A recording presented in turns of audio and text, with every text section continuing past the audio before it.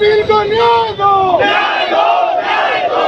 भैया बिल को न्याय दो, न्याय दो, न्याय दो। उज्जैन नीमच की घटना की जांच करो, जांच करो, जांच करो। गृहमंत्री इस्तीफा दो, इस्तीफा दो, इस्तीफा दो। गृहमंत्री इस्तीफा दो, इस्तीफा दो, इस्तीफा दो। शिवराज सिंह मुर्दाबाद। और राजभवन क्या घेराव इसलिए कर रहा है कि मध्य प्रदेश में इंसानियत के ऊपर जो लगातार कत्ल चल रहा है, इंदौर के अंदर सोने वाले के साथ हुआ, आज अंदर करैया बील की हत्या हुई, ये तमाम घटनाएं उसका स्वरूप है कि जिस तरह से मंत्रियों के बयानबाजी। इंदौर की घटना पे मैंने स्वयं कहा था कि अगर उसी टाइम सरकार सही निर्णय लेती, आरोपियों को दंडित कराती और कार्रवाई करती और माहौल खराब करने का काम सरकार नहीं करती, तो आज नीमच की घटना नहीं होती।